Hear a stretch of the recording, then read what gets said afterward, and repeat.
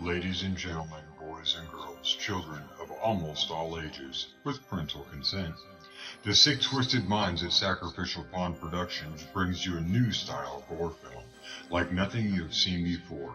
There are no cops, no investigations. There is no backstory, no follow-up of the victims who were brutally tortured and murdered. Our story isn't about them.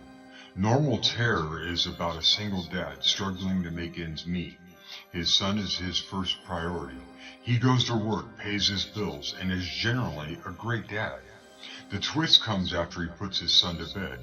This is where he releases his stress. Some people do yoga, some hit the gym, some go for runs, some people paint on a canvas. An anonymous source once wrote on an abandoned asylum wall, "I never understood people until I took one apart just to see how it worked." If you are rear-ended in traffic, most people's thought runs to anger and their primal instincts of hurting the other party. Sam Neill does not have the ability to stop that primal instinct. Let us take you into the mind of a killer. Normal Terror is a concept from the mind of Sam Mason, who wrote, directed, produced, and is starring in this new age feature film. Let's get slicing and dicing with SIR.STURDY horror fans. On this podcast, you will hear me and a guest do some movie reviews, random funny horror chats, and whatever else comes to mind. So tune in, kick back, relax, and always remember, I'll see you in your nightmares. Well, just Jason's mask.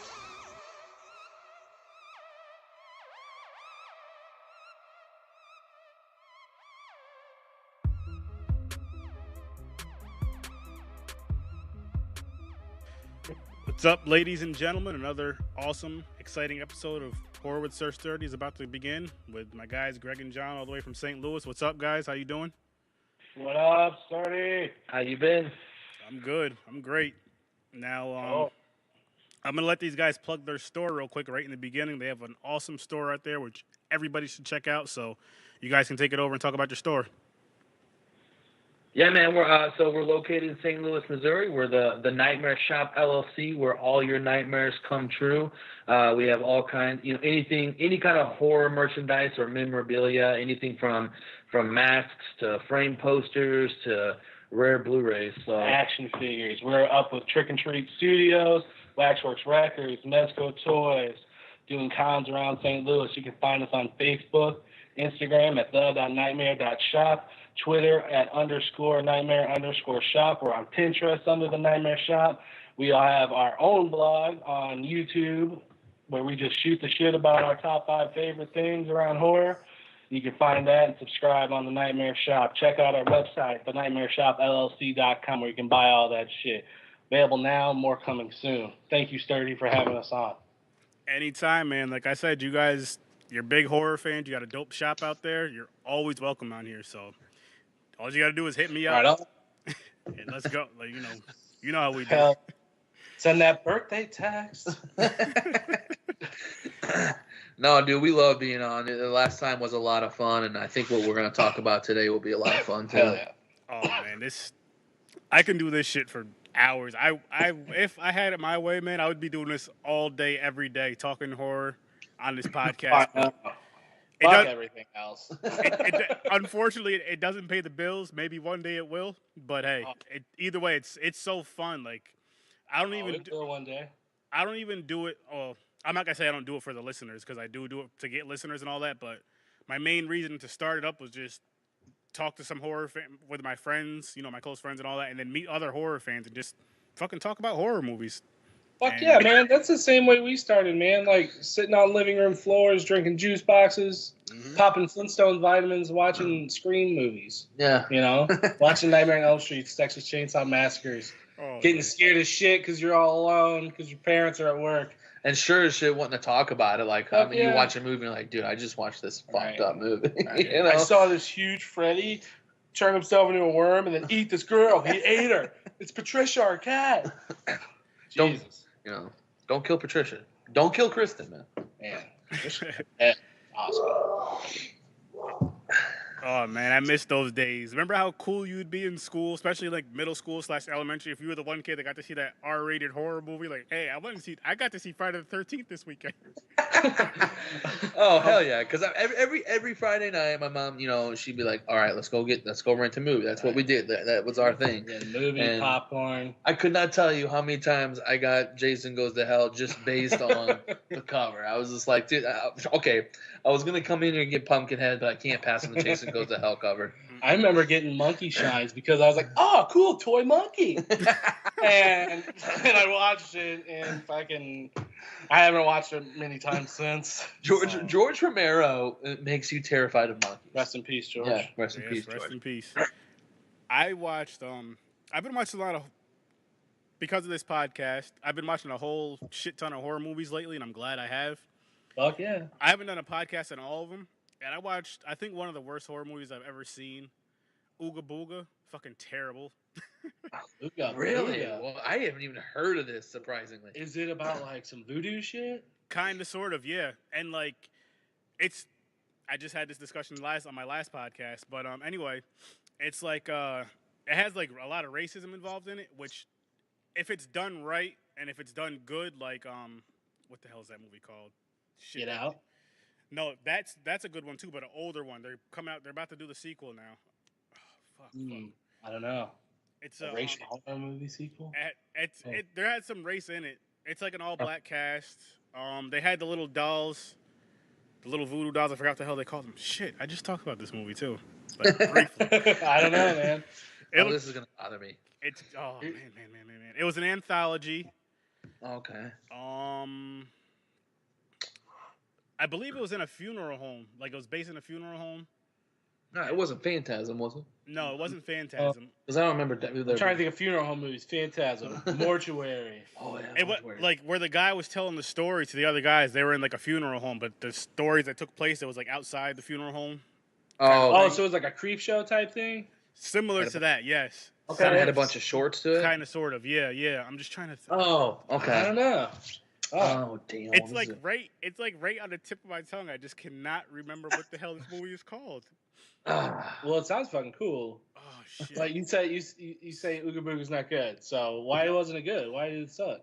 It was just, I think the story was just put together horribly. The like everything about it was bad. Like I wouldn't willingly do a podcast on this movie. Because it was that bad. It's one of those movies where, like, if someone's like, "Hey, I want to do a podcast. Will you do a podcast on Ooga Booga?" I'll be like, "Yeah," because you requested it. But I would never openly do it on my own. I want it to be known it was not my idea. And like, I'll never tell anybody not to watch a movie just because I didn't like it, because they might have a different perspective on it, and maybe their perspective will make me go back and watch it. Like, oh, okay, maybe that's not so bad. But this movie sucked. I gave it a 1. A 1? This movie sucked. And that like, sucks. I didn't want to give it a 0 because I don't do 0 to 10. I do 1 to 10. It was just bad. And like I said a few minutes ago, the racism part didn't bother me. It's just that if it's not done right, if it's just thrown in there, it just sucked. It was just for no reason. Well, it goes with the movie's theme, I guess, but it's just the way the movie went was bad. I wasn't expecting much from the movie because it was like a B movie. You could tell it was a cheap movie, but still, That sucks. It was disappointing, but it's one of those things you don't want to erase from your memory, because if it's erased from your memory, you're going to go back and fucking watch it again. Dude, it's like, have you ever seen Color Me Blood Red? I have. It's from the 30s, I think. It's about this dude. He's an artist, and he's killing these people and using their blood on his canvas. And it's called Color Me Blood Red, and that's what he's doing. And it's so fucking bad. I'm glad I watched it. We watched it together, actually, and it's one of those movies, just like you said, man. I'm glad I watched it so I can talk about it, but I'm not glad I watched it and wasted an hour and a half of my life when I could have been rewatching, I don't know, Texas Chainsaw Massacre 2. Yeah, I don't know what, I mean, that's a good question, because like there's a lot of bad horror movies out there that I really like. Yeah. So you have to be some kind of awful. I like Killer Tomatoes too. Right. George Clooney's first movie. I mean, but I'm just saying, like, you have to be horror movie fans are usually pretty open. You have to be pretty awful to be a 1. So I need to look this movie up. Right. I did Lake Placid versus Anaconda a 2. So, fuck, man, I don't know. I don't know if we do need to look it up. Maybe it's one of those ones we let slip through the cracks. I'm glad you said that though, because like, as far as I need to look it up because it just sounds so bad, I want to watch it. Right. Yeah. I got another one. Jurassic Shark. I was so excited to see this movie. I was so disappointed when I see that fucking shark. I was like, what the hell is this? There was a really bad movie. I think it was called Atlantic Rim. Atlantic Rim? And it was on Netflix for a while. And it was pretty much a spin-off of Pacific Rim. It was really bad, though. Like, just terrible, Like, I just, anyone that, it just gave anyone that lives along the Atlantic a bad name, to be honest. If you live on the Atlantic, you should be pissed off at that movie. It's not right. Oh, Take that shit out of your name. Oh, man. This conversation right here is giving me an idea for a few podcast episodes, and I'm gonna tell you guys right now what it is. Okay. What we should do, and this is going to everybody who wants to come on this podcast, including you guys, of course. Oh, that goodness. Have a podcast, right, and just talk about horrible horror movies. Yeah. Oh, yeah. You could talk about that. I mean, how many horror? I mean, there's a lot. There's Sharknado 1, Sharknado 2, Sharknado 3, yes. Sharknado 4, 5, 6. I don't get it. Like, don't get me wrong. I'm gonna say something. I got something to say about the Sharknado movies. This will be the first time, ladies and gentlemen, I said something good about these movies. I only seen like the first one and like half of the second one. Jurassic Shark is worse than Sharknado. And I've bashed Sharknado so much on this podcast. But yeah, now that idea comes up, not for this episode, but another episode, I want to do maybe everybody picks like 2 or 3 movies, but none of us tell each other. And we just say what we seen about, hey, I seen this movie, and this movie. You don't tell, like you two don't tell each other what movie it was. If you are on the podcast with me, I won't tell you guys what movies I've seen. Like say 2 or 3 movies. We'll just kind of discuss them. And maybe we'll do some sort of, just for shits and giggles, have like a little vote to see who had the best movie and the worst. Yeah. Hell yeah, dude. Oh, shit. Because then that movie, it'll go down in infamy. It'll be like, okay, it was discussed, and this is what came up, because no one else is talking about it. Right. Who the fuck was going to waste time talking about it? This is going to be like, no, dude, Troll 2. Oh, my God, that was bad. Not even fucking trolls in it. You know what troll movie was good? Was that Troll Hunter movie. Okay, the Troll Hunter. That was fucking cool. That was really good. Underrated, guys. So don't put that on your list if you were thinking of that. Well, someone could. I mean, it's opinion, man. Yeah, I guess if you have the wrong opinion. Oh, man. I won't put Ooga Booga on my list because I told everybody that movie's terrible. So I won't throw that back out there anymore. Or Jurassic Shark. Oh, man. There's a lot of shark ones, though. There's some pretty bad shark movies, but I think that because I mean I'm a sucker for shark. I like most shark movies, but what movie we watched? Actually, not too long ago, we watched Deep Blue Sea with Samuel L. Jackson. Yeah. Now that was a whole the whole time. I mean, like from the get-go, me and you were like, why the fuck? At any point do these people think that this is a good idea? Cages weren't meant for water. You're not supposed to go in fucking cages and scuba dive and tag sharks with your bare goddamn scuba hands. No, you're not. You're not even supposed to be in the damn ocean with sharks, let alone in a fucking cage. Thank you. Finally, hey, let's pump knowledge into these great white sharks, and then we'll just be trapped in a giant tank of water with them. That'll be cool. There's no way in real life they get LL Cool J to do that. Or Samuel L. Jackson. LL Cool J puts himself in an oven as this shark is smashing his fucking face against it. I'll tell you right now, if something like that really happened and LL Cool J and Samuel L. Jackson volunteered for that, I'm taking both their black cards. Bye. That's awesome. Because that, It just doesn't. It makes no. And then I mean, now granted, Samuel, that's one of the coolest deaths. That's what kind of saves the movie. Oh man, yeah, is that death right there? You're just like, oh, that's cool. That's great. He did the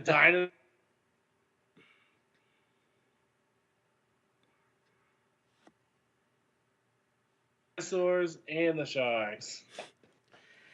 Yeah, he did. He did. I actually didn't hate that movie though. Not Sharknado. Oh, damn it! Now that movie stuck in my head. Shit. The other movie, Deep Blue Sea. I didn't hate that one. I liked it actually. It was pretty fun. No, I agree. I think that is it's not a great movie, but I mean I can watch it. It's a little goofy, the idea of it, but at the same time, it's very fun to watch. The fact that holy crap, these you give great whites, decision making. That's kind of a cool idea. Right. It's not scary. How they made it plausible was a little silly, but the idea was cool. It is cool as fuck. To all those big production filmmakers out there, I'm still throwing out an idea. Get rid of Sharknado, make Sharkicane. It makes more sense. Even though neither one makes sense, but hey, a little bit more sense than Sharknado. You're absolutely right. That makes zero sense. I never even thought of that. It's just like there's these sharks in Oklahoma just tearing it up. Where are the rest of the sea creatures? Like, oh my god, a fucking tortoise just flew into the building. Yeah, that's a good question. I'm wondering who came up with the idea though. Like, yo, just sitting down. Could you imagine everybody sitting down there, probably high? Like, look, I got a great idea for a movie. We should do. You know what? It's getting better as the podcast is going on. We should do a movie about sharks in a storm, but it has to make sense. What kind of storm is over water? They're like, nothing. Okay, well, let's do a sharks in a tornado. Oh, Oklahoma, tornadoes. Oh my gosh. Wasn't Chris Jericho in the third one? It wouldn't. Yeah, I'm sure he was. But was it okay? Is that Y2J for life? Is that Steve from 90210 that's in it? Is his name? Dude, well, there's so many fucking people there. I lost track. I know Tara Reid and that one guy's in it who's been in a lot of shit. I think it's the guy you're talking about. They're like if every single one. If you're Tara Reid post American Pie, you made a mistake already. That's true. Yes, I actually seen her. Me and my brother seen her and my wife. I think she was with us at the time. Or she might have been in line, but we were at a con out in New Jersey called Monster Mania. We got there at like 10, 11 o'clock in the morning. She's already at the bar. Hell yeah. She was so thin though, man. She was like this big. I wanted to feed her a sandwich or something, but I didn't want to. Yeah, you hold her up to the light, you can see through her. You need to have to hold up to the light to do that. Oh my goodness. No, she's always she just I don't know what happened. Like I mean, I don't know if she was like super attractive in American Pie, but like after that, like shit just went crazy for she that lost girl. her virginity in American Pie and she went crazy. The tongue tornado. The freaking tongue tornado. Oh, that's what did it. Just it changed her fucking life, man. That makes sense. That's what did it. It changed my life. Oh God. Well, people, I know you guys are still listening when we're going to get into this movie called Clown. We're going to get into it right now, but we'll be doing a lot of random horror shit like I always do. So, This movie, man, I was expecting this movie to be a shit show. I don't know why. I kept seeing the fucking cover on Netflix. Like, I want to watch it, but I don't know if I want to watch it. And I finally watched it today. And I'm glad I did. Like, it was actually a pretty good movie. Yeah. And I wish there was more kills in it, especially like on-screen kills. But overall, it was still a really good fucking movie. And I like the way the clown looked. He looked fucked up and scary, creepy. Oh, because it wasn't like makeup or anything. Yeah. Like he was a fucking clown. Well, he was, and especially at the end, he was very demonic looking. Oh, there's so many cool shout outs in that movie. Like, I'll just get right into it. At near the end, when that little kid's reaching for him in the woods and he bites his fucking finger off, it's a huge shout out to it. And at the time, the only version that was out was Tim Curry's in 1990, and with taking Georgie's arm, and it was really cool to me. Like, I was already deep into the fucking movie and loved it already, but that scene was like, oh my god, dude, they're doing this for the people that wanted this. Well, lately, clowns have been such a big deal. A big part of horror lately has been the clown, and that style of character, with movies, with this new It movie, that's coming out. Thank you, Rob Zombie, Captain Spaulding. I think he's a huge reason that the clown is coming back. Yeah, I was just gonna get to that. Like, you have Terrifier, you have but I would say that, outside of the original all of a sudden, Rob Zombie started kind of getting into these clown roles with Captain Spaulding and 31 and stuff like that. And it really took off. And people started to, like, not just think, they started to, even society started to be like, oh man, clowns are scary but cool. You see them in video games with, like, Twisted Metal and all that stuff. Oh, sweet and all of a sudden, like, everyone wants to be a clown. Yeah. And they think clowns are cool. And a lot of that has to do with Captain fucking Spaulding. And then all of a sudden it comes out and Terrifier and all these other, movies. So I guess I was expecting Clown to be somewhat of a letdown, just because it's like there's these really good movies.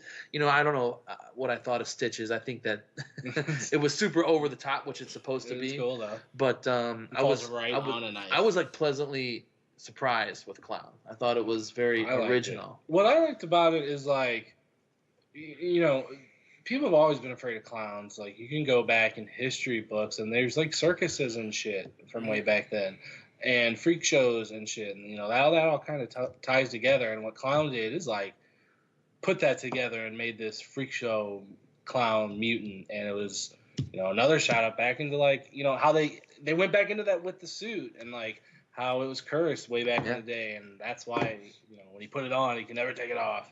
And then he finds a motherfucker who got it off, and he's just creepy as all shit. There's some really cool shots in the movie. Like, the movie, the plot is cool. It's pretty much this father, he finds a clown suit for his son, or his son's birthday party, only to realize that the suit is cursed, and then it sticks to his skin, and he starts to become the clown or this character. Mm-hmm. But the shots in it were crazy. Like, there was one shot in it where, because he can't get the suit off and he's losing his family, he's losing his fucking mind, he tries to take his own life. And he blows his brains out in that bathtub, and they do it at an angle where you're kind of like looking up at him from a corner, and then all of a sudden all this tie-dye blood splatters behind him. Cool fucking shot. Like, that was like that scene alone for me. I was like, oh, that's genius. That was a perfect scene. You think Eli Roth had a lot to do with that particular scene? Fuck yeah. I love that. That scene was fucking great. I was laughing when it happened though, but it was still a fucking damn near perfect scene. It's kind of crazy how dark the movie is, but because he's a clown, some of the shit is funny. Hey, clowns are supposed to make you laugh, SIR.STURDY. Right. They do. They always do. Another part that had me laughing is when the kid Colton, he's sitting in that living room playing video games and all this shit. Oh shit! First thing about that scene, my wife was like, "Oh shit, he has red. He's sitting on a white carpet with a red drink." she called it right there that he was gonna spill it. You're gonna spill that drink, kid. Parents are gonna be pissed. This kid's an asshole. He deserves to die. And when she said that, my first thought was, now if I was a kid playing video games for my mom's home or not, I fucking know better than do some stupid shit like that, because it's not gonna end well. But Colton, obviously, it's almost like a subtle. It's almost like the director was John Watts. By the way, who did I think he did Spider-Man: Homecoming, that new cop car movie. Spider-Man: Homecoming was the best Spider-Man, by the way. And he did a really cool. It was good. Yeah, so far that was the best Spider-Man movie. Yeah, I think Michael Keaton, fantastic, fantastic. But he also did this cool RoboCop remake where it was like a fan-made movie. But I don't know. He was a really interesting director, but you could tell like he would give you subtle hints throughout the movie. Like I think because I was the same way. Like the scene starts, the kid has this fucking red drink on a white carpet. I was the audience instantly is just like, this fucking kid. You know what? Fuck him. He needs to die. It's a brat. What a brat. Picking up my son, fucking putting drinks on the fucking white carpet. Yep. Fuck you.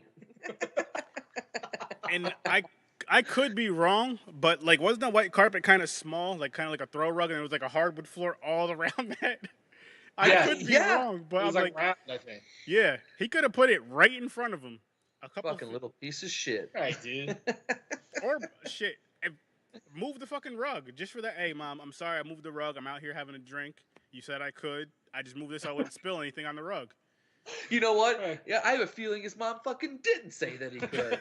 This kid's just irresponsible, and you know what? He fucking disobeyed his parents. And he was picking on kids, and he had That's to die. what happens. He had to go. Watch Krampus. You know how Thanos is leveling shit out? Well, that's all that clown was doing. There you go. Survival of the fittest, bitch. Another funny, crazy thing about that part, which I called out.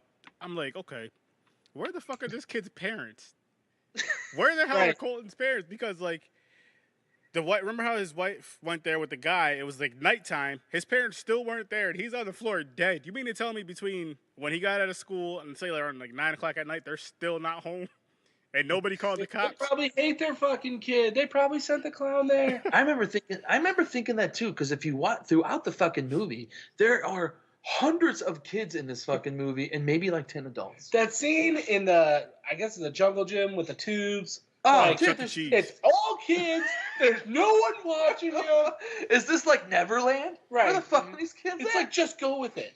Like, fucking come on, man. It's It's hard to accept. I was curious. I was like, man, I wonder if fucking John Watts does he want to make you feel like, you know, okay, they're Isolated. Yeah, these kids are fucking isolated. Fuck yeah.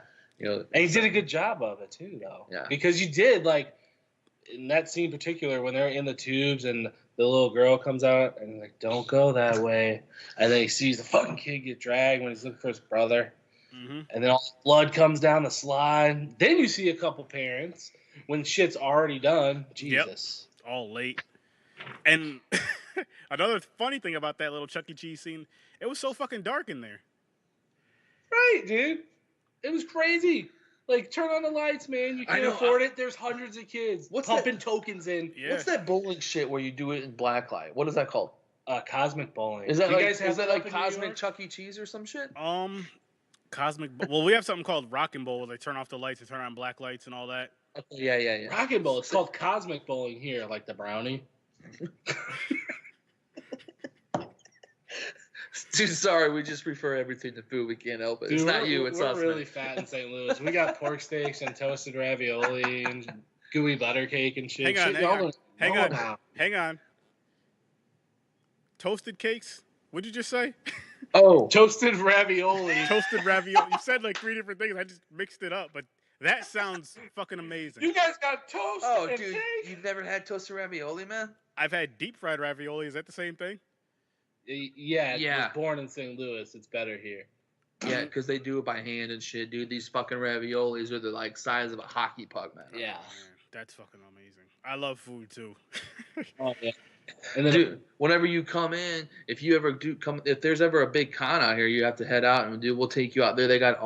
There's all this like Italian stuff here in St. Louis, man. We have like, you know how New York has Chinatown? Mm-hmm. We have the Hill, and it's Italian town. That's awesome.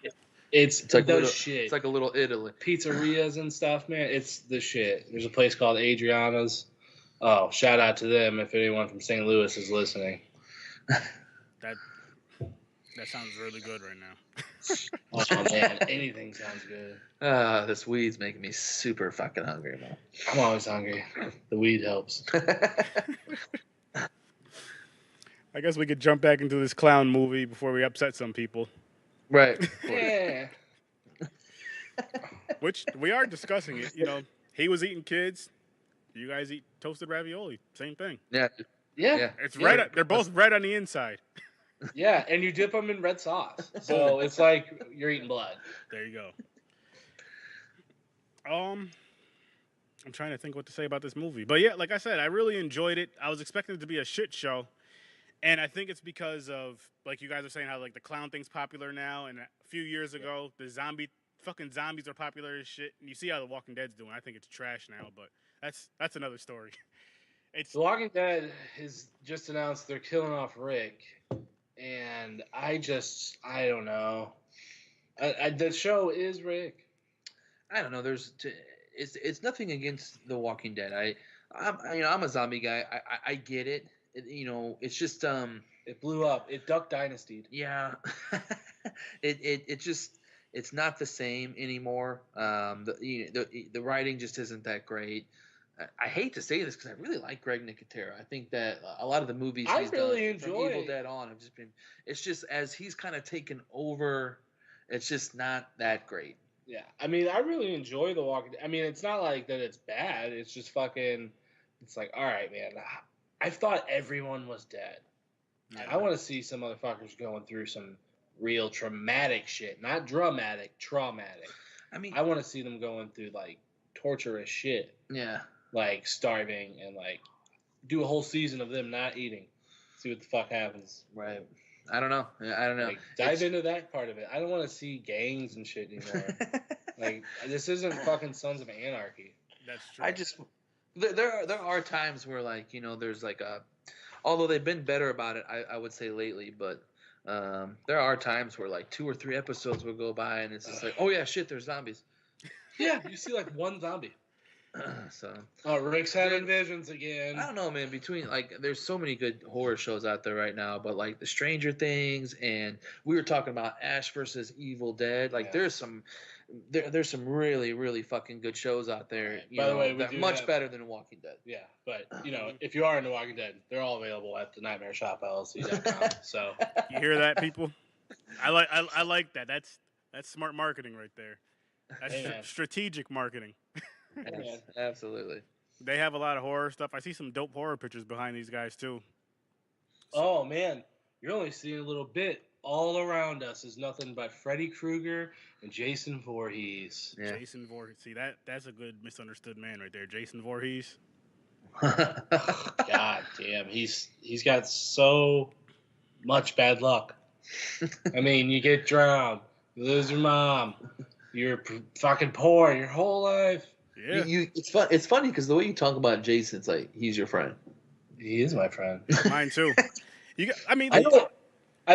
were saying you were cool in school for watching horror? I wasn't.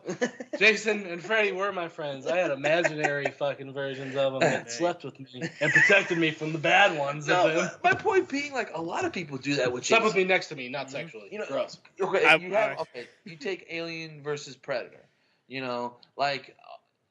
It's like people knew that Predator was probably going to be the good guy, the quote unquote good guy. I would say that with Freddy versus Jason, that most people would consider Jason the quote unquote, because he was being used to. He was misfortuned. Right. And people tend to feel bad for Jason. I do. Okay, why do we feel bad for? There's people that feel bad for Jason, but like I feel like you don't get that. No one feels bad for Victor Crowley. They're like, oh fuck him, he's ugly. I'll tell you. Go back to your swamp, Victor. Well, I mean. He's way more brutal than either of them. Though. You think that? You think hand to hand? Okay. Are you starting some shit right now, John? Because I had Jason to the end, John. Jason to the end. Don't even start. Fuck that, SIR.STURDY. I'm sorry you even had to fucking hear that shit. No. I like this. I'm with you on that though. Jason till the end. But I think Jason gets the sympathy card from us because think about it. He drowned when he was little. His mother tried to avenge his death. He seen his mom get killed. You never know where his dad is. And like you guys said, he was broke. He didn't get any. He didn't have any friends. Yeah. Like, and nobody offered him a sandwich. Nobody, he was hungry. Nobody offered him anything. Yeah, like they completely ostracized this kid. Okay, I have a question because I was gonna ask you. You're a fucking Jason fan, and I'm Jason's my boy. Okay, he's Freddy. What the fuck ever. But the thing is like I always wondered with Jason is Jason retarded or not, or is he just deformed? That's a good question. I think he's just deformed. I agree. I mean, he's quite the woodsman. Like, I don't think a retard could survive on his own in the woods for that long. And I'm just saying, like, it'd be. This guy has to have some kind of survival skills that someone handicapped doesn't have. He definitely has very something. Sophisticated. He was. He was good at archery. He obviously could keep his blades sharpened. He was a good camper. That's all he wanted to do was camp. Because I hear that a lot. I hear like, so your favorite's a retard. Like, what is that? What are you trying to say? Yeah, like, it's offensive. He's not, okay? And that's the whole problem. I mean, he was completely ostracized for no reason, and now this happens. And, it's like, you're one of those counselors, you motherfucker. You better shut your mouth or he's going to kill you. Right. Say that shit. You're dead. Speaking of Jason, real quick, before we talk about Clown again, yes, I promise people we will talk about Clown, maybe. Did you guys see the movie Never Hike Alone? Oh, Oh. I freaking loved it. I thought it's I I thought that it was very artsy. I thought it was like one of those like for a Jason movie, it was super artsy, but I still liked it. It was kind of like a spaghetti horror movie. It took a while, but it was very methodical, beautifully shot. Yeah, dude, it was legit scary. Yeah. It was good. Like okay, I got two things to say about that movie. First, that's the first movie that I gave a 10 on this podcast to, just because to me, it was just done so well. And then to be a fan-made film, I was like, I have to do this. Yeah, I think it's important. I think that's what kind of makes it stand out is the fact that it was a fan-made film. I mean, that's how loyal, the following is. I would, how? Okay, I was gonna ask you. This is another question. Oh, I hate to do this because I know we're supposed to fucking talk about Clown, but no, it's cool. Another thing I wanted to ask you was, Freddy Krueger fans they have a nickname, the Fredheads. Okay, does the Friday 13th did we have a nickname? Are we like the campers or what the hell are we? The 13ers. I like that 13ers. We need something. That's a good question. I don't know. They got the Fredheads. How do we not have some kind of a fan base? Like it's got to be out there. Like it's got to be like the Crystal Lakers or something. Who fucking knows? The Lakers? Oh, that wouldn't be. Lakers would work technically. The counselors? The counselors, the campers. I don't know. I don't want to get killed. That's how it gets killed. That's a good point. You're gonna be a fan. That's the risk. I don't know, man. It's a good question though. Like I don't. Anyway, sorry, we got off track. He got me super worked up about fucking Jason. Dude, I love Jason. It upsets me. I love Jason. Maybe the Voorhees clan, but we'll use a C instead of a K. Hell yeah, dude. Yeah. Okay, that all works. C's all day. The Voorhees clan. I like it. So, again, with this clown movie, what's your guys' thoughts on it more? I'll go. Okay. I have an obsession with Eli Roth. And anything he produces, writes, directs, he produced this. I can't help but to love. It's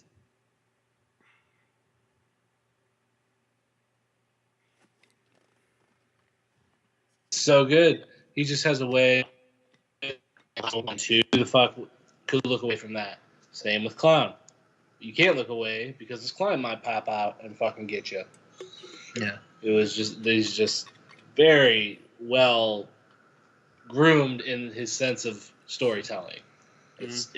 I have a huge boner for him.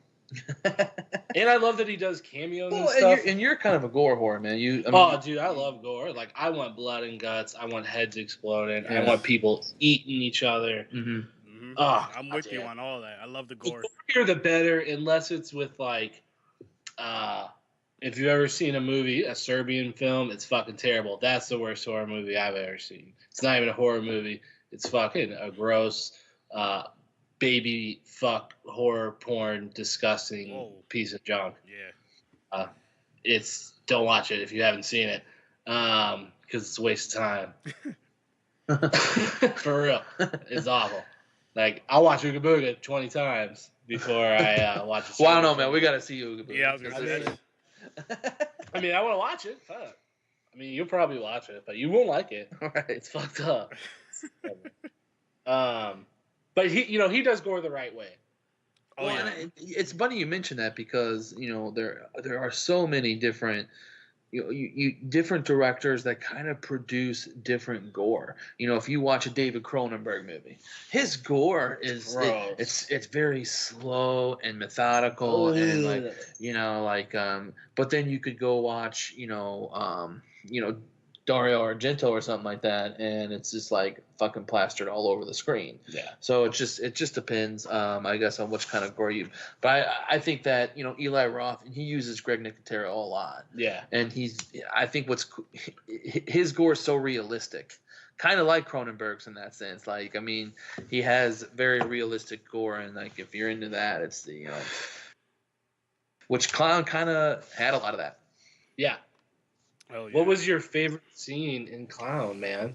Because I know mine, Ooh, and I know yours. But that's what a, was yours? shit. That's a great fucking question. I didn't even think of that. Why don't you guys tell me yours while I think of mine? Okay. You know yours? Yeah. Okay. Well, I think that one of my favorite scenes, okay, I hate to say this because it's not a kill, is when Carlson, the kind of, I guess, I don't know if he was European or what, it's by Peter Stormare was the actor. Yeah. He was in like Fargo, and he was the crazy Russian dude in Armageddon and shit Nice. like that. And I think he was Lucifer in Constantine actually, but Cool. there was a scene where he's in the hospital, and his fucking, his mouth is like wire shut and shit. And there's a very intense scene that he had with the mother where he he's trying to write things down. And I love that fucking scene because shit's starting to get figured out, But I fucking love the image of him being chained in the basement. And the fact that like he's talking to his kid and kind of manipulating his own kid, and that whole scene was super tense, and it was shot really cool, like where you kind of mostly saw his silhouette. Oh yeah. I don't know. So I'm kind of weird like that, but not necessarily kill scenes, but those were scenes that kind of stuck with me, I guess. No, I feel you. Mine's not a kill scene either. When Kent's wife is helping him try to remove his nose, and they get it. And right when he rips it off, you see it, and it's red, like a clown nose, and his kid's looking in, and he kind of like looks at his kid startled, and she shuts the door, and his kid, it's like the first time the kid is scared of the clown. And it was like right then when you knew like, oh fuck, man, he's going to start really this isn't just affecting him no more. Right. I like that. That was a really, I don't know. I thought there was a lot of really cool fucking shots in this movie, but that's a really good one. The nose one was very powerful too, because like he, even with this, the tip of his nose, he looked like a fucking clown. Yeah. And he kind of acted like one. He was quirky and fucking clumsy, and no one gave a fuck about him. No one gave him any respect. He's trying to be a good dad, to be the fucking clown at the party, and he gets fucking cursed. I'm gonna have to say, my favorite scene is poor Kent. The end scene when the mother has him like chained up around his neck, and he goes to attack her, and his head comes off. He's kind of still alive, and she just like twists it and rips his head off. That right there, I was like, that was badass. The mom is quietly, and I can't remember. I think the mom's name was Meg in the movie, but I think the actress was Laura Allen. But man, she like all of a sudden, like in this movie, you're like, oh dude, this chick's a badass. Yeah, she was. You don't really know what to think of her, because I mean, her character didn't really start building until like midway through. Yeah. But by the end of it, I'm like, damn, this chick's bad. What that was for us as horror fans, what like Superman was, the new one, when he broke General Zod's neck. Like it was like one of those head motions where it's like, oh fuck. Nice. It was awesome. Like it was done, but now it's done. Yeah. Oh, that was a good drop right there. Nice. Hell yeah. But yeah, I think that was my favorite scene in the movie, and it ended. You know what else was great about this movie that I liked is that it ended good. You know, sometimes you get a good movie, it's good from beginning to middle to end, even though it kind of started off slow, it's still good. And then the end is just fucking, it ruins the whole movie the way they'll end the movie. Like, what the fuck? Oh, man, you know what kind of just did that for me was that Mom and Dad movie with Nicolas Cage and Selma Blair. Awesome movie. Awesome all the way through. But at the end, the whole family was still alive. And it ended with Nicolas Cage screaming. And it was really cool. But then it ended, and I was like, well, none of them fucking died.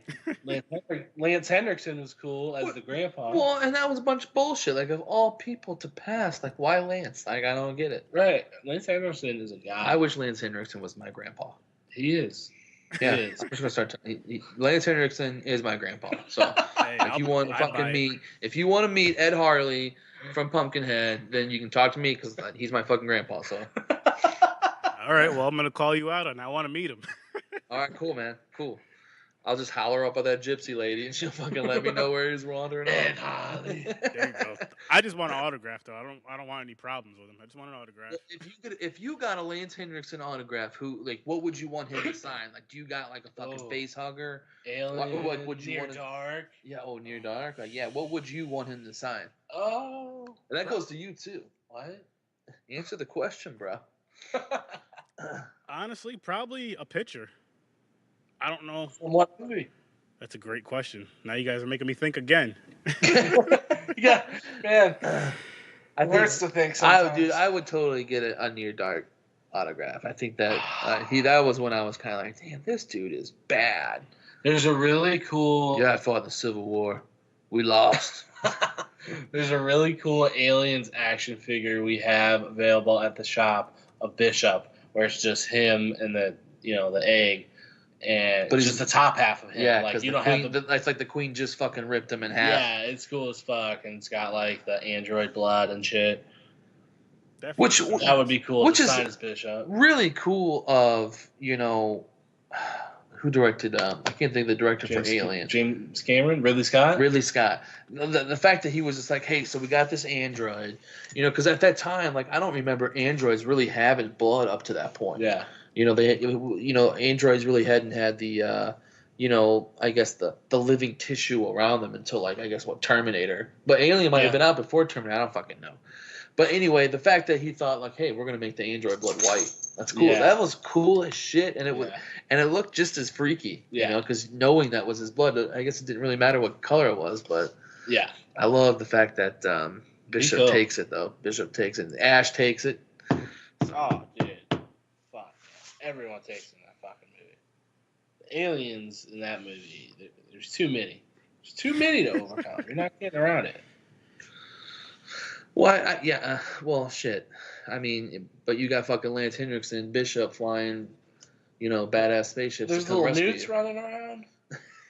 Dude, if I had to go into battle with anybody, it'd be fucking Ellen Ripley. Okay, that chicken. She took a whole egg nest. She fucking cleared the whole nest. Said, "Fuck you, Queen," and then threw her into space. Dead. Done. Coolest human ever. Man, she is.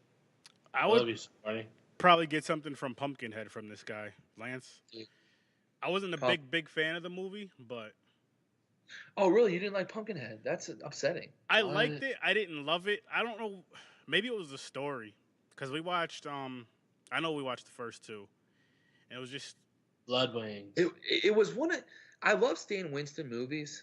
Another rest in peace. But but it was one of the few movies that he actually directed. And you're right, the plot is kind of simple. I don't know though. The shots in that movie and the plot of it, and I love everything about that movie. But that movie kind of got me into creatures and stuff like that. But you're right though. The plot is very basic. I mean, and the acting's pretty. Yeah.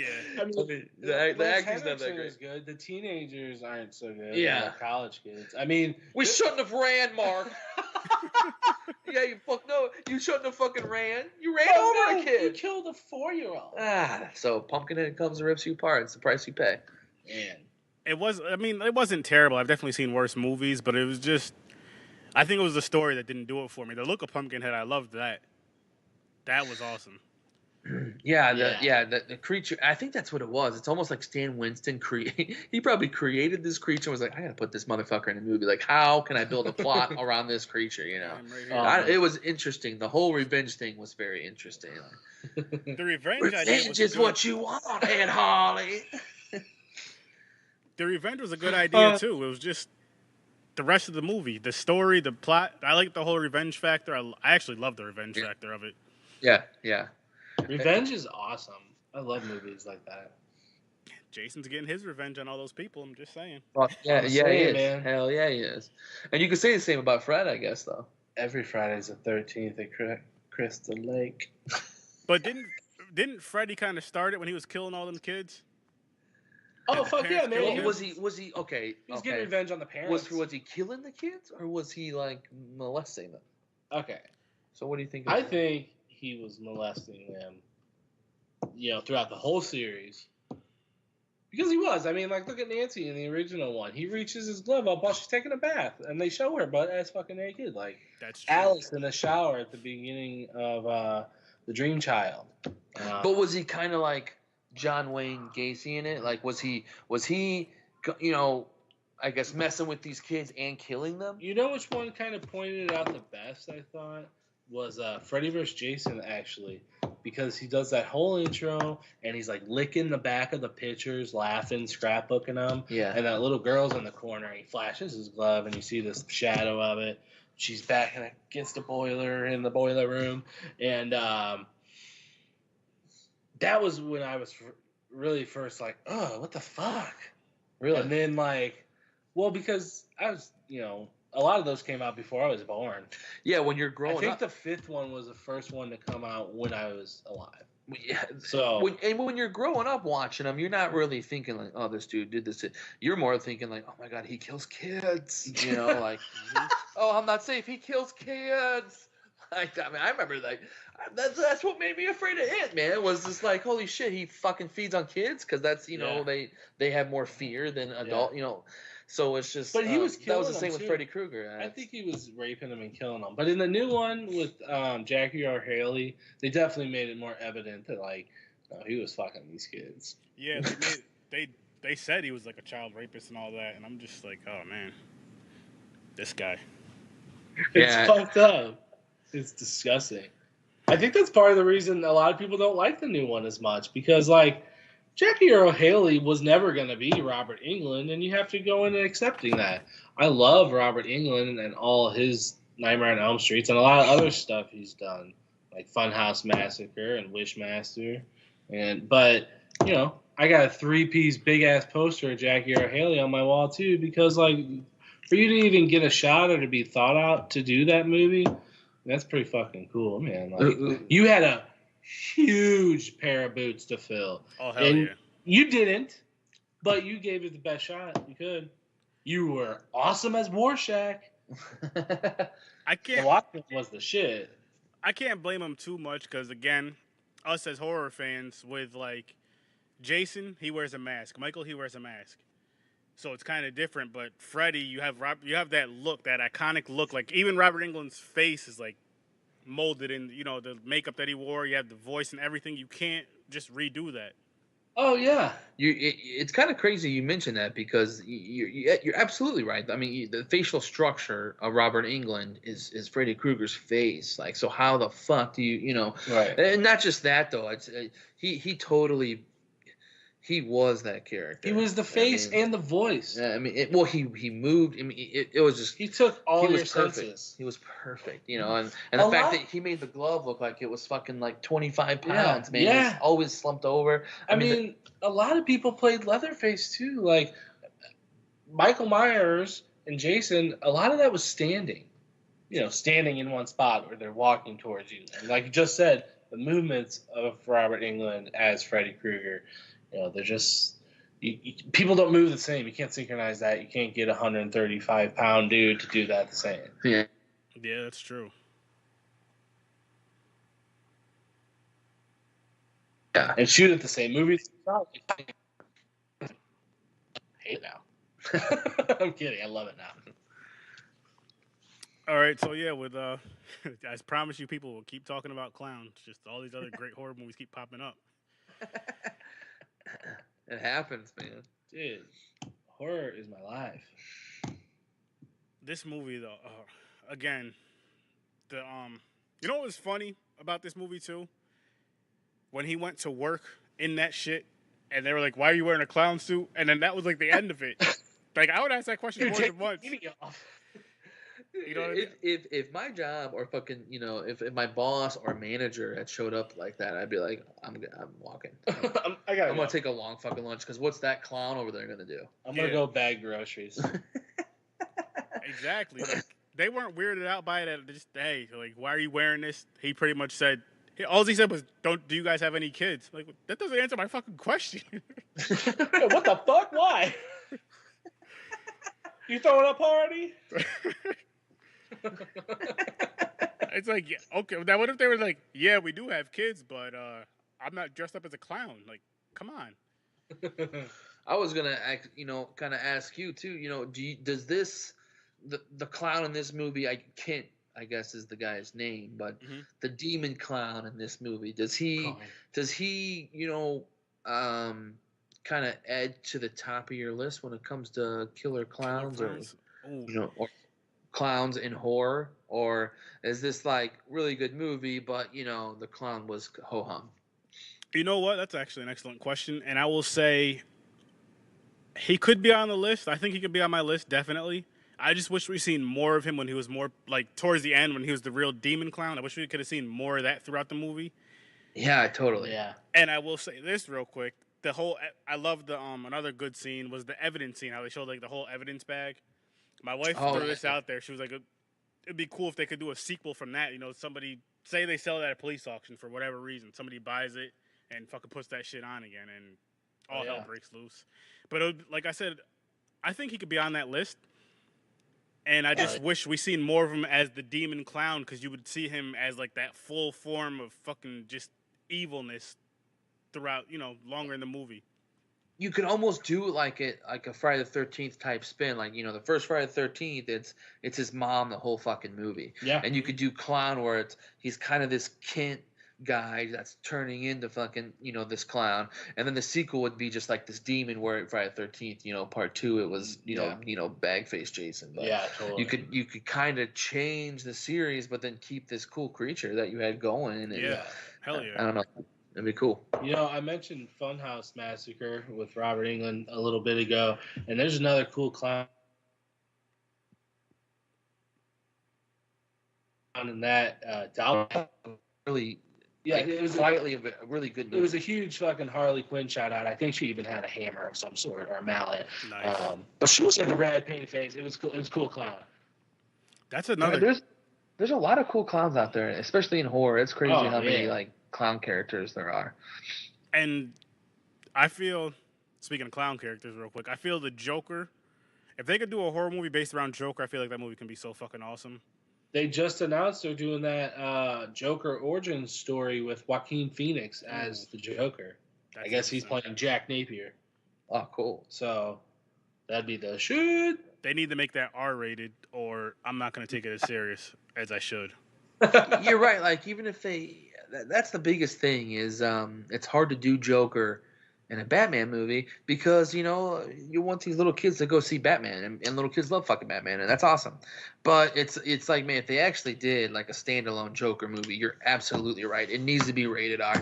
I mean, because the character's so, dark. I mean, just the Jack Nicholson, he set the standard kind of. He burned someone alive. But his character's super dark. I mean, I love the Michael Keaton Batman. Michael Keaton Batman is my Batman, but my Batman talks like this. But I don't know. I think that Jack Nicholson was an awesome Joker, but that he was super dark. I mean, even as a kid, we watched it somewhat recent, and you're like, damn, dude, this very dark character. Jack Nicholson was a business terrorist. Heath Ledger was a terrorist, and Jared Leto is a gangster terrorist. Yeah, I don't know what Joaquin Phoenix is going to be, but they could totally make it more horror though. That would be cool. I think they could go dark. He's done stuff like Signs before. Yeah. That was cool, and that had some scary scenes, like the end with the guy standing in the background. He hits him with a bat. My favorite Joker though was the cartoon one. Was it Mark Hamill? Yes. The voice, just because obviously the cartoon could do anything for the look, but he had the look, the voice, and he was kind of dark, especially for a kid's cartoon. He was as dark as they could put it, and I feel if they can take something like that Joker and put it into a movie, oh my god, I think it would be fucking amazing. Fuck yeah. Yeah, that would be interesting. Mark Hamill, and why don't you just let Mark Hamill play the Joker? I bet he'd be fucking perfect. Yeah. If you were gonna do that style, I mean, kind of make him a little cartoony or artsy, and run with it. Mark Hamill could totally do it. I don't know if he's tall enough, but fuck yeah, they can make him tall. They do it with Tom Cruise all the time. Yeah, there you go. They do it with Tom Cruise all the fucking time, man. That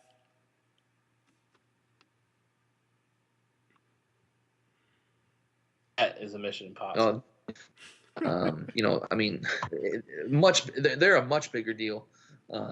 now than I don't even really remember Harley Quinn growing up. I mean, other than through the WB cartoon. Hey, Mr. J, but I mean, Mr. J. but that was it. Like, I used to pretend my name was Mr. J because my name's John. So I would have girls call me Mr. J. I usually got smacked. Really? It was terrible growing up.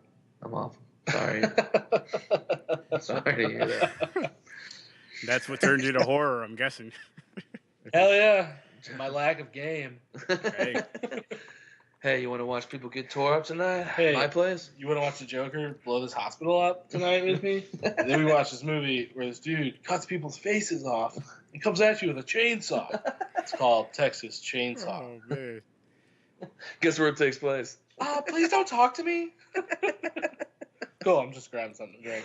This is lunch line. Oh man, lunch was tough for horror fans. Hell yeah. Dude, back to Rob Zombie. I like all the clowns from 31. Schizo Head. Those are cool Psycho clowns Head, too. Well, okay. Doomhead, if you think he's actually a clown. Well, he says he's not, He but says like he's not. I don't know, man. You look like one. He's got red all over him and painted face. Dresses up like a clown. Looks like a clown to me. I'm not crazy. I'm in control, man. He was the shit. He He should play Freddy Krueger in a new Richard Nightmare on Brake? Elm Street. Yes. Richard Brake would be really good Freddy Krueger, actually. That's a good one. Bring it on, Hollywood. Yeah, Hollywood needs to start listening to this damn podcast because there's been a few episodes where people have been throwing out some pretty good ideas. Hell yeah. Oh, I bet, man. I bet people have awesome, like, because we talk to people all the time too, and every once in a while someone's like, "This is what they," oh, that would be freaking cool. Why didn't I think of that? Right. Write it down.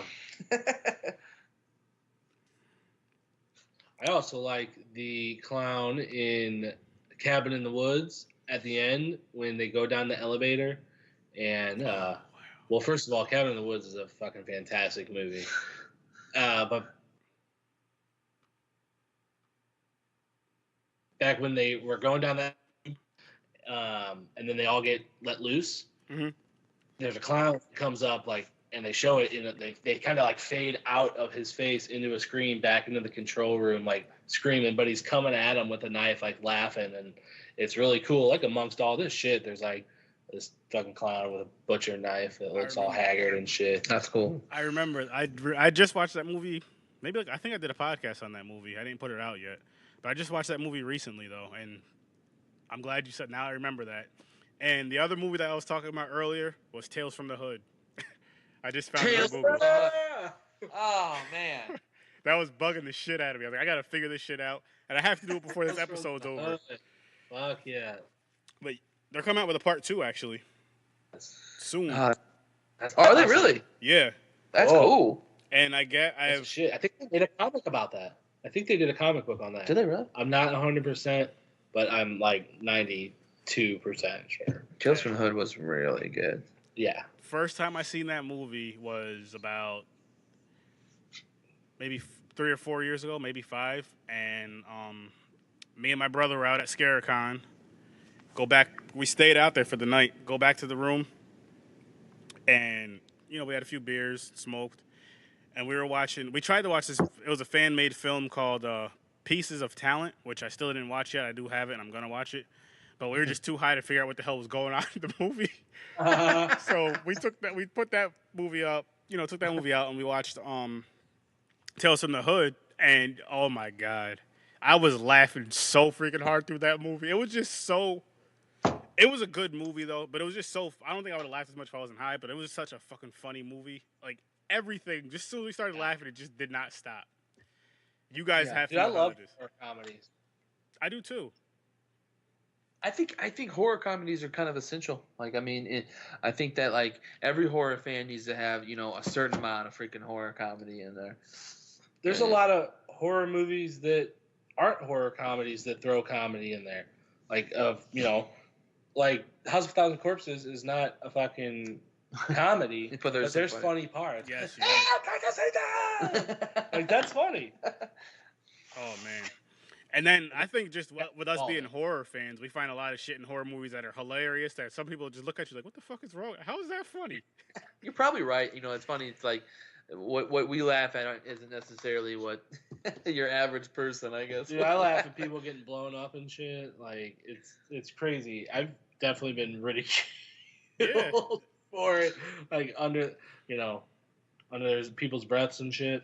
I think there's parts like in The Exorcist that make me laugh, mostly because when I get uncomfortable, I fucking laugh sometimes. But I'll take. But there are some scenes in The Exorcist that I'll be like, oh shit! My God, that cross was dripping of blood. The part where the bed was like going up and down like this, I lost my damn mind. I was dying. It was like one of those old fucking 64s with the switches. Like in Don't Be a Menace to South Central while drinking your juice in the hood. Yep. One of those big ass ones with the switches. It was cool as fuck. Oh my goodness. I was laughing my ass off. And actually at the time then, this is before me and my wife got married. We were just dating or whatever. We were watching that movie together. It was me, her, and my cousin. And like that type of shit freaks her out. And I was laughing throughout the whole movie. That one part, oh my God, I farted so damn loud. There's a point to me telling everybody this though, but like when I did that, I was like, damn, I think I just released a demon. It was just so loud, it like vibrated the couch and everything. And of course I was laughing my ass off. Oh dude, farts are just like the souls of like the food you just ate releasing from your body. So you kind of are fucking releasing demons. In the ABCs of Death, the first one. Oh, I heard that. First part of the podcast. And it wasn't me, people. The ABCs of Death, the F is for fart. Yes. I actually tried to watch that shit was another terrible one. I tried to watch, I think I got up to like F, and it was so fucking weird. They were like farting in each other's faces. I watched them both. They're both, they're the same thing, but they're cool. I like movies like that, like those, and like Holidays was cool. I like that. Holidays was good. Yeah, I was gonna, it's hard because we always talked about like if we ever directed a movie, like we should do like an anthology of movies, kind of like Creepshow or Tale. So, but it's hard to. Every once in a while, man, you come across like a real bummer. I think ABCs of Death was kind of a letdown. Holidays was good. ABCs of Death, though, you're kind of like, okay, this is. Yeah, there was a really good. I think it was one that like the Soska sisters did, the XX. Oh, it was on Netflix for a long time. The 4 movies? Yeah. That was fucking awesome. Yeah, those were really good. I thought they had something to do with that. Oh, that was so Or maybe good. they just did one of them, but it was the Soska sisters were cool. It was all female directors. Yeah, that's what it was. It was like all lead female roles. Really cool. It's on Netflix, but it's called XX, and it's just 4 shorts. But man, they're freaking awesome, and it's all female directors. It's awesome. I don't know. It's really cool. So any of you that have Netflix, well, which is probably most of you, check out XX. I think it's still on there. I thought I saw it. But add it to your queue. Yeah, for sure. Oh man, I gotta check that out myself. I fucking love anthologies too. I agree. I think that I have a soft spot for them, like Creepshow and things like that, or like even the shows when I was growing up, like Tales from the Crypt and stuff like that. I like those kinds of shorts. Those were cool. Or the old Goosebumps. Yeah. What was the Goosebumps? Are You Afraid of the Dark?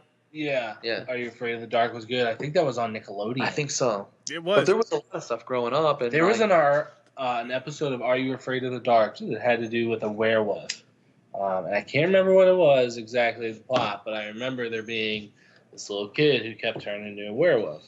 And I remember being so fucking scared. I think I was like between 6 and 8. Call it 7. And I had to stop watching the show for a little bit. Wow. But and then luckily our cable got shut off anyway, so like I didn't have that problem for long. So it happens, man. Yeah, whatever. That was such a fucking good show. Are You Afraid of the Dark was my shit. Oh, I liked that. There was another one too called like Erie, Indiana. Tales from the Crypt? Oh, dude, Tales from the Crypt. Yeah. Come, kiddos.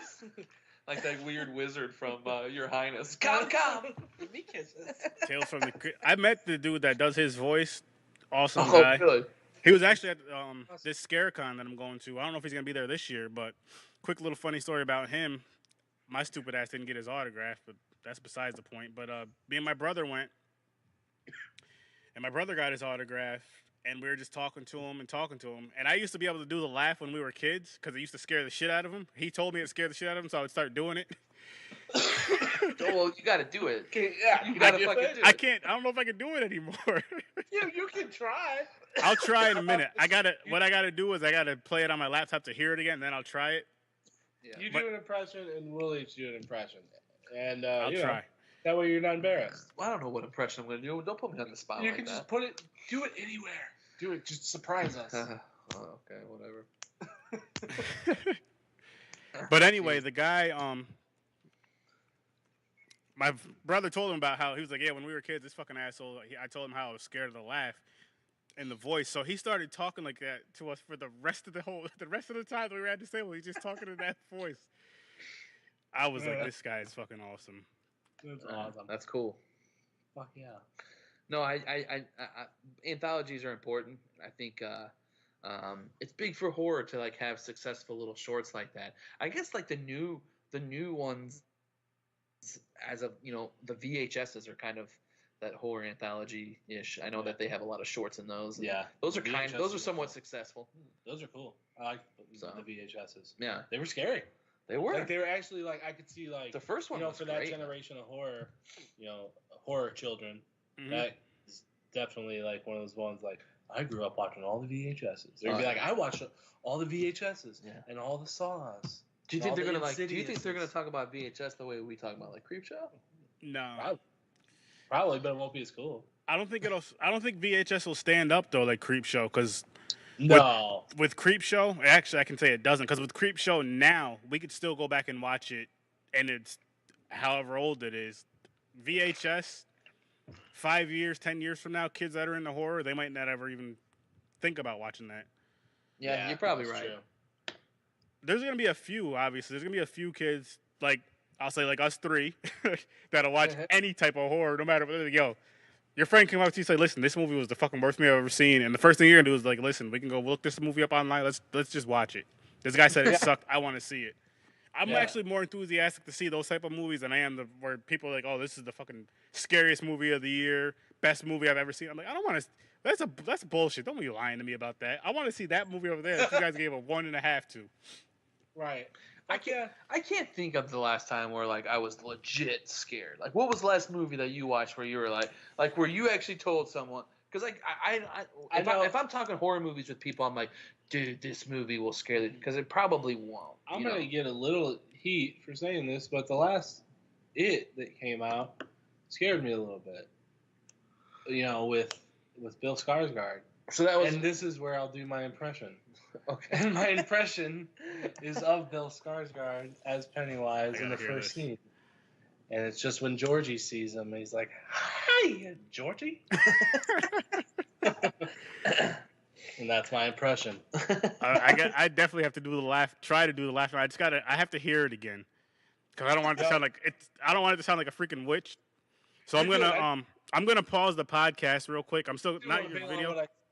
I'm just gonna pause this real quick. So here's my impression of the Crypt Keeper laugh. I'm gonna try this. I can't get that high anymore. I can't get the high pitch anymore. Spot on. Whatever, dude. That's better than That's fucking way better than I could have done it. I needed to hear it. And you're still up for your little impression. Ah, shit. We got two. Even know what I do a Captain Spaulding thing, quick. There you go, Captain Spaulding. Okay, I'll try and work a Captain Spaulding. Okay. Yeah. You just work it in whenever you feel fit. Yeah, you just Don't be hot. I think I know what I'm going to say, but... Nice. Well, while you're thinking, I could do one of Jason Voorhees' lines. All right, cool. Nice. Nice, dude.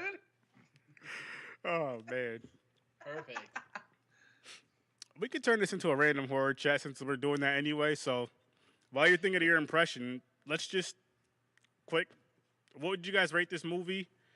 And ratings, rewatchability. Okay. I think I would give this movie a 7. I think that it's very watchable. I think it's easy to follow. I think it's legit scary. I think the shots and the angles are perfect, and decent acting. So I'd give this movie a 7. I'm gonna give it a 7.5, and that extra half is for my boy Eli Roth. I'll meet you one day. I'm gonna actually give this movie. I was debating between a 7 and an 8, and I'm gonna give it an 8. And just because it exceeded my expectations, it would have got a 9 if it showed a titty, but it didn't. Oh, I guess it didn't. It didn't show any titties. No, man, no nudity in this one. Oh, But still a good watch. I mean, you can just go beat your meat to something else later. Yeah, it was a good fun watch, and like I had this discussion again last week about horror movies and killing kids, and if it bothers you or not. And for me, I was like, if it fits with the movie, it's cool. But if they're just doing like a random kid kill, it's like, come on now, you don't really have to do all that. But it fit for this fucking movie. So at the same time, I think it adds to it. Yeah. Like, they killed that kid in Funny Games. They killed the whole family. definitely adds. That kid. Yeah, They killed animals too. Kids, dogs, animals. Fuck them when it comes to horror movies. Yeah, no one's safe. And that's the beauty of horror movies in shows. Like, no one is fucking safe. I mean, how many people were fucking terrified of the Babadook, and the only death in the whole movie was a dog? And people were fucking terrified. And it was a dog, Speaking of, oh man, I couldn't stand that fucking kid in that movie. Dude, I don't get the whole thing with Babadook, and it's not. I wouldn't say that it's Babadook like a 3. I would too. It's not that I think it's this horrible movie. I think it's an interesting plot, but it's almost not a horror movie. There's some intense scenes, but it's more annoying than anything. And at no point was I scared. It was just kind of I don't know, it's a huge letdown for me. Yeah, because it was talked about. I didn't like it either. Like, well, I shouldn't say I didn't like it, because the plot was cool, and the story, like the actual book, was cool, but I couldn't take the fucking kid. No. Oh, that kid was super annoying. But yeah, with Clown, like I said, I gave it an 8. To me, it's a rewatchable movie. I definitely recommend this movie if you haven't seen it, and if you have seen it, go back and watch it again. You might have missed something, but I give it an 8. Yeah. And actually, I should say I gave it 8 clown noses, because I always, say something about the movie. So I gave it 8 clown noses. Awesome. 10. Beep, beep, Richie. Beep, Richie. Hey, that was one. All right, hey, that counts, right? That was good. All right. That counts. And that was. You're welcome, everyone. There you go. You got our our impressions. You guys need some voice actors. You need some voice actors. Give us a call. We're good. We're great. We're all part of this now. Oh man, I might have to add that to a little segment. Listen, do your best horror impression of whatever movie you want to do. Hell yeah, that'd be cool. Thank you for that idea. Yeah. Hey, welcome. Anytime, man. Anytime. Just we're chock full of ideas. Don't even know it. It's like they're just bursting out of our skulls. And I'll do another. Oh, go ahead. I was gonna say another clown that I liked. That I know you said you were a little freaked out by was the Zombieland clown. And they're coming out with a second Zombieland now. I wonder if they'll come back. I mean, I love zombie movies, and so growing up, you watch these zombie movies.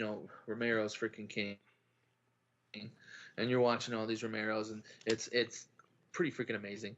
But then I remember like growing up thinking like, oh my god, like what if there was a freaking zombie outbreak at some carnival and you had a freaking zombie clown just mass, and it was like terrifying because clowns are like a fear of mine. They freak me out. So a zombie clown, the idea of it was terrible. And then all of a sudden Zombieland throws it out there like nothing. I was like, you gotta be freaking kidding me, man. Dude, it was cool that Jesse Eisenberg was scared of clowns. Yeah, I totally related. I was just like, oh, I wouldn't. Oh man, I would have fucking pissed my pants and passed out. I would have fucking just sharted and be like, oh my god, ow. Oh shit, Greg's dead. He fucking shit himself. Greg's dead. They're not even eating him. We can't drag him. Stuck on this fucking Ferris wheel. Greg fucked it up. I knew he'd fuck it up. fucking hates clowns. You know, that's just how it. That's my fucking life right there. Zombie clowns, dude. Zombie clowns. That's a tough life right there, man. It's tough, man. It's hard living like this. I don't like it, but you know, we all take our knocks. So that's mine. Take the hand you were dealt. We got the Jokers. What did you think of that Stitches movie? I liked Stitches. It was cool. I got to see that. Dude, it's I believe it's an English film, or is it New Zealand or something like that? I'm not sure. I can't remember, but it's I don't know. It's actually really funny. Speaking of horror comedy, Stitches was like it's really there's interesting kills in it, nice. And it's very slapstick comedy. You should check it out for sure. I definitely. What's fucked up about clowns is like there's real killer clowns like Pogo the clown, John Wayne Gacy. Like, not to get into that any fucked up cult shit or anything because we're not about it here at the Nightmare Shop, and you know that kind of set another tone with like his fucking face paint had points on it, and you know there's just studies that say like you know all clowns have rounded paint, and he put pointed paint, and you know it symbolized evil clowns. And if you look at some clowns, they have that in some of the movies. Oh wow. It's cool. John Wayne Gacy always kind of like we talk about it. I guess a lot here in St. Louis because it happened up in Chicago. Yeah. So it was kind of like, you know, it was kind of a big deal here in the Midwest, which I'm sure it was a big deal everywhere. But you know, it was kind of struck home here, and I don't know, dude. That was like. I don't know. Yeah. A lot of people like talk about it growing up scary. and how freaky it was. I don't know if they do that in Albany or not, but John Wayne Gacy is talked about here in St. Louis. Yeah. Is there anything up in New York that you know any horror movies are based off of, and in that kind of sense? Like any stories that take place that you know of? I'm gonna have to look into that more. Honestly, I honestly don't know. I'm gonna have to really look into that. So listeners that live in New York, check that out. Get back to me. I would lie and say I'll send you a gift because I'm not gonna. Because in here in St. Louis, like where The Exorcist was based.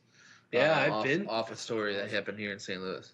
We've been to the hospital where you know that the little boy that The Exorcist is based off of was in, and it's got a crack in it and it's sectioned off. I don't know if it still is, but when we went, it that's fucking awesome. It's cool as fuck. I mean, it's scary though. You get like an eerie feeling of like it's fun, but it's not fun. You know what I'm saying? Yeah. It's like that, and if you're ever in St. Louis, the Lemp Mansion is like probably the biggest known haunted place in St. Louis, and they do a haunted house there, and you could stay overnight and shit. That's pretty fucking cool. It's a brewery now, right? Yeah. But yeah, they do some cool stuff during like the Halloween season where you can like spend the night there like overnight. It's cool. Yeah, St. Louis is full of breweries. That's never a bad thing. No, right? Never a bad thing. So, real quick, do you guys? I do this too before. I'm not ending it yet, but two horror movies. It can be from any era that you'd recommend people to watch. I'm gonna say just because we were talking about it earlier. I'm gonna say Tales from the Hood for one of mine. You guys have any? I'm gonna go back to Funhouse Massacre. If you haven't seen it, it's cool as fuck. It's got Robert Englund in it. It's got clowns. The opening scene is one of the most violent openings to a horror movie ever, and it's one of those things where you get this huge scene and then you get the title. Oh, nice. Cool. I think I'd go with George Romero's Night of the Living Dead. I think that's like a must-see. Like, if you're going to be into horror and this is something that you're interested in, you know, the shots in that movie are epic. I think there's a lot of symbolism in that movie, and it's legit scary. I'll throw another one out there. I'm gonna use another anthology, and I'm gonna say I just recently seen this movie. I can't remember if I did a podcast on it or not. I don't think I did, but Southbound. I don't think I heard of it. No, I've never heard of it. I can't tell you what it's about because I forgot, but okay, the movie's fucking weird as shit. Definitely go check it out. Okay. Yeah. So Southbound. Those are my two. Cool. I'm gonna say Satanic. It's really good. I think it's on Netflix. But about these kids going to Coachella, and they are just fucked from the beginning, and you don't know until the end. There's a huge twist, and it's really fucking good. And I don't think anyone lives in it. I would watch it. I guess if I'd have to pick one, I think I'd go with a movie like Candyman. Oh, I think such a good movie. I think Candyman, it would open a door for like other movies like Clive Barker has done, which are spectacular. But to have someone like Tony Todd in there, he's such a big name guy now, and a lot of that had to do with Candyman. But I think Candyman would be pretty cool. I think that would pull some people in to be like, well, horror is pretty freaking awesome. Fuck yeah. I like that answer right there too. And speaking of Tony Todd, his fucking voice, man, that shit right there is just enough. In everything he's in. Yeah, he even as like Reverend Zombie and had the hatchets and stuff like that. Like he as the fucking doorman in Wishmaster. And then he got his ass put in a tank, but he was good. He's a horror actor too, and at this point he's a big one. But like from what I've heard, he's willing to do a lot for that role or for a good shot. Like even in Candyman, they said like those bees on his face and in his mouth, like those are actual bees that he had like crawling in his mouth and all over his face. Like that he did it as long as he was comfortable with doing it. So like I'm a big deal. Tony Todd's a badasser. You got to pay me a lot of money. Right. I don't know. That was such a keen role, but then the fact that, you know that he would do something like that, especially for a horror movie. It's like, dude, this dude's the shit. I love that shit. And he's into horror. Yeah. Yeah, that shit with the bees, fucking nuts. Like he really got stung and all that. I actually did something on this one. And I forgot how many times he got stung. But however many times, he got paid for that when he got stung. However many times he got stung, he got a decent amount of money for its time. I'm just like, holy fuck. That is crazy. Oh, I might have done it then. I'm a whore for money. It's true. It's true, yo. It's true. I've done a lot of things. Oh, man. He got stung 23 times. Oh my god. Oh, it was probably like, hey, I want $1,500 each sting. Yeah, you could give me like $15 every sting. You heard that, internet? $15. Get shit going. You guys out there? Start collecting bees. Get that honey. All right, dude. I know you're hospitalized, but here's $75. All right. I would look like Macaulay Culkin in My Girl. Oh shit. Oh, I did. Hey, we were talking about dead kids. I'm just bringing it back. I'm bringing it back. Dan Aykroyd was heartbroken. Okay? Heartbroken. Dan Aykroyd. Ghostbuster himself. Oh. So good. Oh, man. What a fucking... what a podcast. What a night. What a fucking night. Sorry, man. We tangent, didn't we? I talk a lot. I said this at the beginning. We talked about clown people, so don't get mad at us. We did discuss clowns. We did. gave it our rating. Now we're just having some more fun with this podcast. You guys got any other horror type questions or comments? Fuck, man. Oh, I mean, I could go all night. I mean, when it comes to clowns, though, man, I think the scariest thing about them overall is you can't really see who it is. You don't know what their real expression is. Like Art the Clown looks happy when he smiles, but he's got a fucked up smile. You know? He's got a smile, painted on his face. You don't know how he's actually feeling. Twisty from American Horror Story. You don't know who the fuck that is. Oh, that was scary. Oh yeah, the poltergeist. Now that was terrifying. So I don't know. But I think clowns are essential to horror. I'm glad because we got to rewatch Clown. I think that's like the third time that we watched Clown. At But least. I think it was good to get a clown movie out there. I don't know how much it's talked about, to be honest. I guess as of lately it's been talked about. Totally. And the success of that. But and the sequel coming out. the clowns were kind of a cult thing, for a while. So. I wonder what the next big horror thing is going to be that everybody jumps on and copies. Because, like I said, we talked about they had the zombies, they had the clowns. So, like, what's next? You know what I think it is? Because we were talking about it. It's starting to be fucking monster movies, man. Like, Godzilla's coming out, King Kong's coming out, the Jurassic Parks are fucking big. The Meg is coming out. It's like they're starting to go back to creature features and monsters, man. If they do that, I would like to see them redo Pumpkinhead. Oh, dude, it'd be cool. And what's cool about even thinking about that is like, who would you cast? Who's directing it? Yeah. Because you have to pick someone that can legit do a monster. Like someone like J.J. Abrams would be good at doing some kind of a creature feature with Super 8. He's doing that Overlord movie. Oh, dude, that Overlord movie looks awesome. It's like a World War II Reanimator. It looks cool. It looks really good. Yeah, Pumpkinhead would be cool. But someone who would direct it, Oh, I have no idea. I don't know. Maybe Sam Raimi could jump in and do something like that. Sam Raimi would be great. That'd be perfect. Or Fede Alvarez or someone like that. Yeah. What Oh shit! Since a lot of people are doing fan-made films, what's an iconic character that you guys would like to see a fan-made film of? Let's say the quality of Never Hike Alone. Oh, okay. Oh, that's a good one. Shit. I think it would be cool if they did like a Nightbreed one where they were, in Midian the whole time.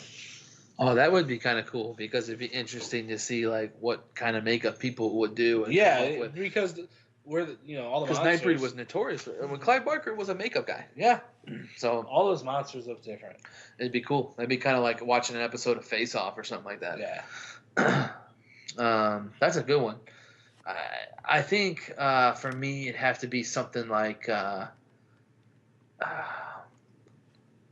I don't know. Terror Train would be a really cool if they ever decided to do like Jamie Lee Curtis, right? Yeah, I don't know. I thought about. I mean, I don't know that the original Terror Train's so good, but I don't know. Terror Train would be a really interesting remake, and I think it would kind of put people into that like more like legit like jump scare stuff, which is kind of a big with what Blue Mouse is a big deal now. Releasing. Yeah, I think that they could do that. It'd be kind of cool. So many things you can do with trains. Like how many hidden fucking cool tracks that you can't watch. Especially now, like they have those like speed trains, where you might be on it for a day. Right. It'd be cool. Hell yeah. I like those answers. I'm gonna throw out. There was rumors about one my friend was telling me about it a while ago, but Leatherface. I think that would be kind of fun. Dude, I really, dude, the Saw is family for me. Like I love Leatherface. And I really enjoyed Leatherface. It took a lot of heat. I liked it too. But it kind of answered a lot of questions for me. Like why was his face fucked up? They never really talk about that. Right. Why was he wearing people's faces or why couldn't he talk that well? Right. Well, he took a fucking shotgun to the face. That's why. Yeah. The way they lead you to believe that's going to be the other kid the whole time. And yes. It's like, I mean, I kind of had a hunch, but I didn't want to be. You knew something was coming. I didn't want to assume, but I was like, I don't know. This fat kid is fucking like, he's already so big. Yeah. I don't know. I feel like he would be much bigger easy if he hadn't done anything else. I don't know. There was just a lot of cool scenes though. Yeah. And dude, I can't think of his name right now, but the sheriff or the cop in it was fantastic. He was cool. Kind of a cool. All the kids. It's almost has a Devil's Rejects feel because you're almost pulling for the bad guys in it because the bad guys are technically these horrible kids. Yeah, and but the cop, he kind of turns out to be the bad guy. Where the kids are having sex on the skeleton and she goes up on that corpse and and you see her burnt skin. Oh yeah. That's a crazy scene. That was a definite like, oh my god, like Texas Chainsaw feel, like fuck man, the fuck on a corpse. And these guys were the same guys that directed. Wasn't she kissing it? Yeah, well, they were just getting into it. I don't know. They kind of were getting off on it. It was weird. Yeah. But these were the same guys that directed that Inside movie, which Ooh. is kind of a twisted movie in itself about this pregnant girl that is kind of going through a home invasion, I guess. But if you haven't seen Inside, check it out. It's really good. French I film, think it's a right? French horror movie, but Yeah. you know, it's not much reading. It's a lot of just intense scenes and. But those guys directed Leatherface, and it was, I don't know, I really enjoyed Leatherface. It kind of made sense to the whole Hewitt family. Like the Hewitt family is just a bunch of misfits, man. You know, who knows if they're really blood or if they just kind of get together and, you know, It's like us, man. eat people and make chili. Just like us. Yeah, that movie was fucking Chili. awesome. I don't know why. I honestly don't know why it got so much heat. I need to do a fucking podcast on it. You guys want to do a podcast on Leatherface next time we record? Fuck yeah, let's do it. Yeah, dude, we can do it on the whole Texas Chainsaw series. Yeah, we'll do the whole series, man. That's a great idea. Bless Fuck you. Yeah. Who doesn't like? I mean, dude, we could talk about Leatherface. I don't even get me started. I love the Hewitts. I love the Hewitts. Yeah. There's plenty of Texas Chainsaw Massacre stuff available at the Nightmare Shop. Absolutely. LLC.com. Plenty of Leatherface stuff at the Nightmare Masks, Shop. action figures. But me and John always talked about going to this place in Texas. Is a little bit outside of Austin, but it's called the Gas Station, and it's like a Texas Chainsaw Massacre freaking Nirvana. You go in, they sell toys and signs. They got fucking dude. They say when you pull up to it, some dude in the gas station comes out at you waving a chainsaw. It's like shit, awesome. Man. I want to go to this place. I want to go, and that's where I want to end it all. No, I'm totally kidding. But I want to go there, and then I want to hit Texarkana on the way back from the town that dreaded sundown. That would be dope. Yeah. Fun trip. That'd be cool. That's dope. Fuck yeah. That's fucking dope. But let's definitely do that podcast, man. I think that'd be a lot of fun. Oh, hell yeah. I think we'd have plenty to talk about since we do anyway. Yeah. Yeah. We definitely, man. Cool. I fucking, like I told you guys earlier, I enjoy this shit so much. Oh, dude, yeah, this is a lot of fun for us, and dude, we'll have to get out there and do like a live one, or vice versa. Like at some point, we'll meet at a con halfway for each of us. Yeah, like somewhere in Ohio. We'll have to figure something out. We'll keep doing the podcast in the meantime, but at some point we got to meet up. I agree. I definitely agree. Because this shit. I had another discussion with people about how, with horror fans, how close horror fans actually are. How horror fans are like a family compared to other genres. I'm like, with horror fans, if you either like a movie or you don't, but we don't bash you for not liking a movie. We don't really give a shit. It's like, okay, you don't like this movie. We might say like, how don't you like it? But I'm not gonna be like, fuck you. You're not a real horror fan if you've never seen this. You're not a real horror fan if you never watched this. We're not really like that. We're just like, check this out. Give it a look or whatever. Yeah. I mean, how many horror movies were mentioned in the past couple hours? Exactly. And that's just like a smidge. That's a piece of dust in the wind. Like, there's so many more, and like, if you're a horror fan in any way, you got something in common with every other horror fan. Yeah. SIR.STURDY is definitely right, because it's kind of like, I don't know, man. It's you look at how Marvel fans are or DC fans, and these movies come out and they fucking pick these movies apart, and I think, don't get me wrong, there's fucking trolls everywhere, but I think for the most part, man, horror fans are very loyal to each other and to their franchises. This fucking Halloween movie that's coming out, for instance, I think a lot of people have questions about it, but horror fans are gonna be like, but I don't give a fuck, I'm gonna go watch this movie. Exactly. and go see what it's all about.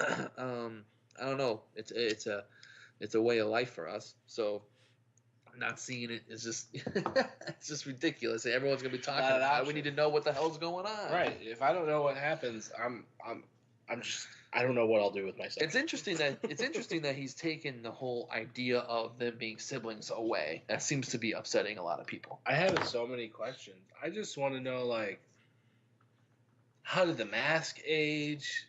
Because I thought about it, like, it could have just been like the mask is him. Yeah. But he shows him that mask, and it's been 40 years, Yeah, so yeah. I don't know. I think the mask It's just gonna be aged cool. natural. I don't know. I'm sure it's gonna be good. I'm sure with the genre crossover of like Danny McBride helping out with it, there's gonna be that creativity spark that isn't shown a lot. They're definitely buying into the whole boogeyman thing. Jason Blum. They're kind of running with that. It seems like seems like it's more of like Michael has become an entity. You know, where in the original Halloween, he's clearly human. I mean, at one point she rips his mask off, and that's almost what makes it scary next door to you. And he stops to put the mask on before he does anything else. Yeah. So it's like I'm nothing without. So now that he's this entity, it's he's instantly not as scary for me, and it's not a bad thing. It's not like dude, I'm gonna go watch this movie. Yeah. But it's just it's a little different, I guess. I don't know. We'll fucking see. What I'm hoping with this Halloween movie is, for one, as a horror fan, I'm obviously hoping that it's great. I'm hoping it stands up to all the classic ones that we loved.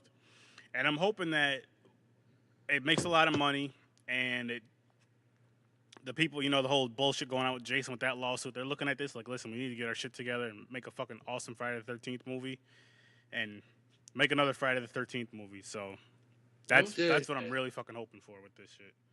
I agree. I think that the reason Paramount fucking dropped, the Friday the 13th franchise, and the reason people other places like Blumhouse aren't picking it up is because of all this. They knew of all this legal bullshit. Yeah. And Paramount, I'm gonna fucking dig on you because like that.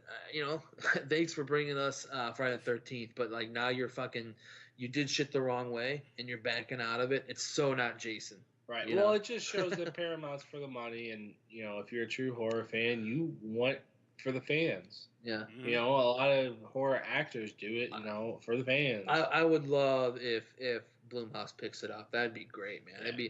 It'd be really cool to see some, it continued. I think it's still scary. The idea of Jason is still scary to this day, and you'd have a whole different group of people, a group of fans that could, get into it. And hell, my son, is super into Friday the 13th because of the video game. Yeah. And all the things that stuff's, that brought to the table.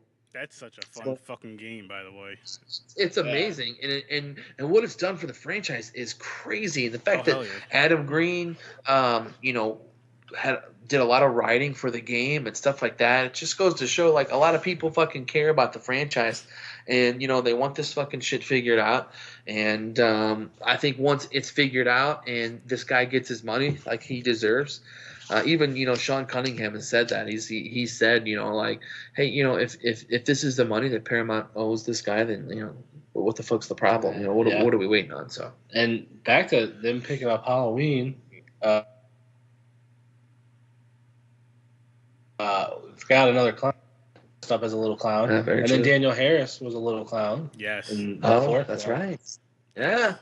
Those are two more. The fourth and fifth one, are those the worst ones? The fourth and fifth one are, and the fifth one, the mask is fucking terrible. It looks like it's melted. It's awful. It sucks because Danielle Harris does awesome in the movie. Yeah, she's falling down roofs and shit. Yeah, but it's like the plot's just kind of stupid. But. Yeah. Anyway, but it would be cool if Blumhouse picks up F-13. I think that's it'd be huge. Or it'd be cool if Ares Scope, the guy that the company that Adam Green owns. Yes. Like, fuck, man, if you want to buy the F-13 franchise and just have Adam Green run with it, right? You're already cool with Kane Hodder. Right. Fucking do it, bro. Awesome. Right. Oh shit. Adam. At least do it. At least make one more. Yeah. Make 13 of them. Oh yeah, you gotta make 13. I honestly wouldn't even be mad and would actually like this if, say, the guys who did Never Hike Alone, and there's another movie coming out called Mythos, another fan-made Friday the 13th film. If they got those two groups together, paid these guys, like true fans of the series, to let them do something with it. Because I feel, I'm not saying they wouldn't want money. Obviously, you got to pay them. But it's like, I feel these guys are really true fans of the movie, and they have talent to get the movie done. Like, I'm a fan of the movie. I just don't have the talent to fucking write a script and all the important stuff. Right. But like a true, like similar to just to throw this out there, like similar to the Marvel movies, it seems like the guys who are making those are like a real true fan of the Marvel movies, and they're in it to make like a good movie versus the DC shit. It's more like I'm just in it for the money type of shit, but we'll throw anything out there.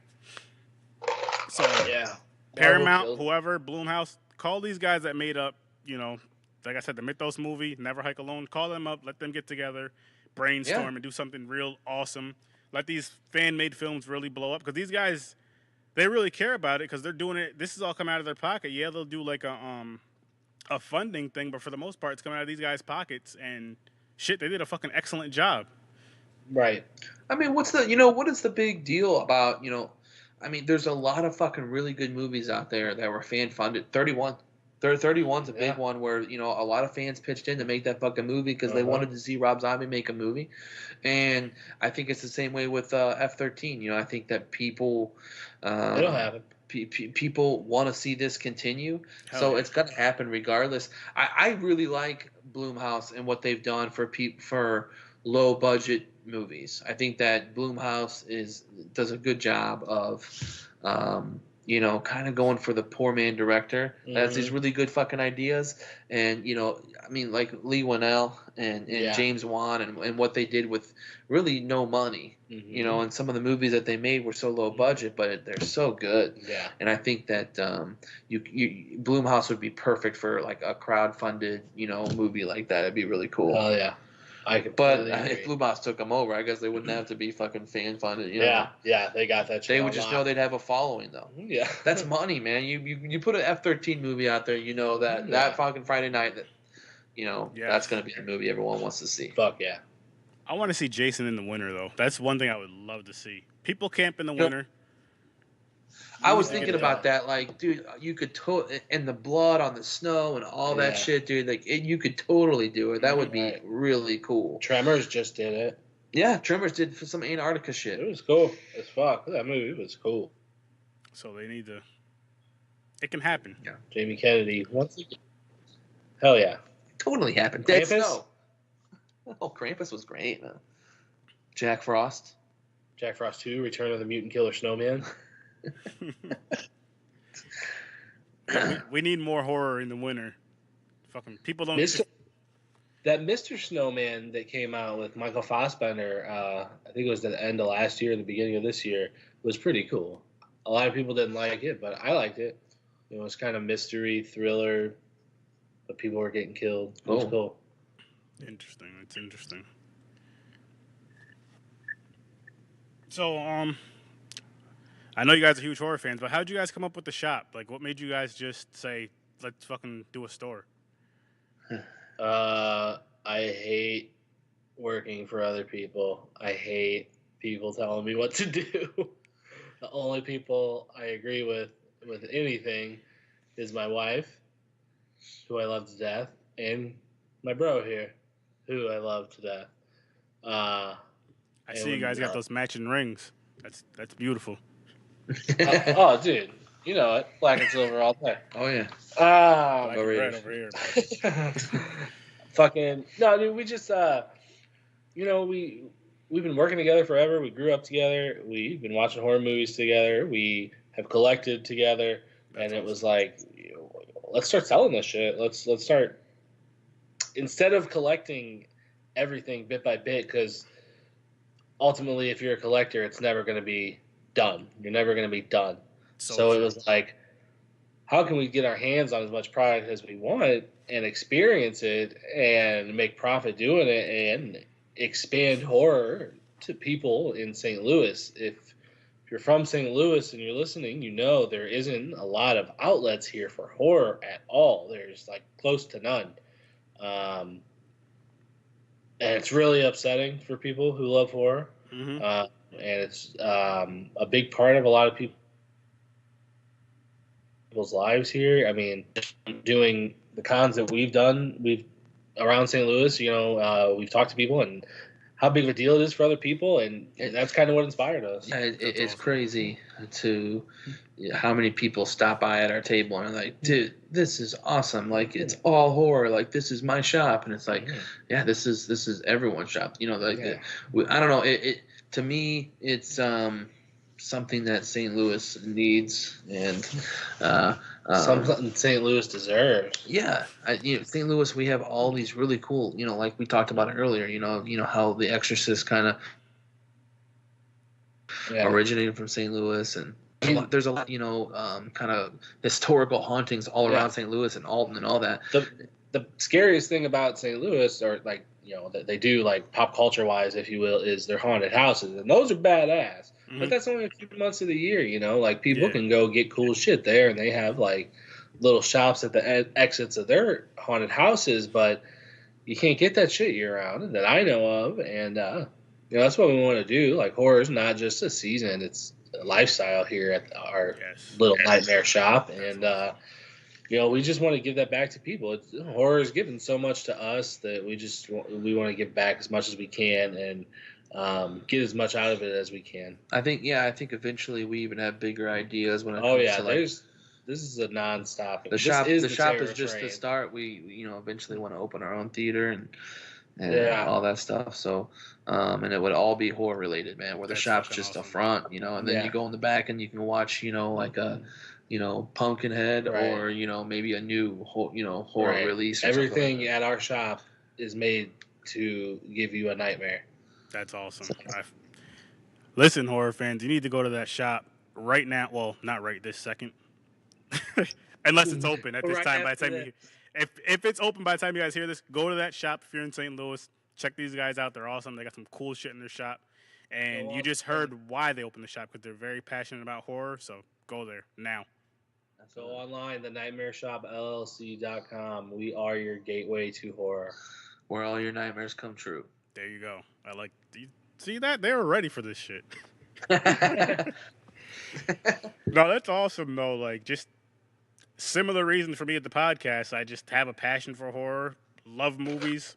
It gives me an excuse to watch movies again or watch a new horror movie I've never seen before and talk to cool ass people about it, like you guys and everybody else I had on this podcast. So it's man, we appreciate you having us on, man.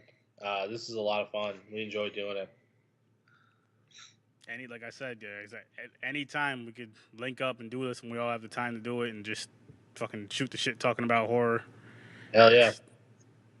Yeah, we'll definitely have to hit you up about that Leatherface podcast. We'll get some ideas. Yeah, we'll get on it and figure something out. Hell yeah.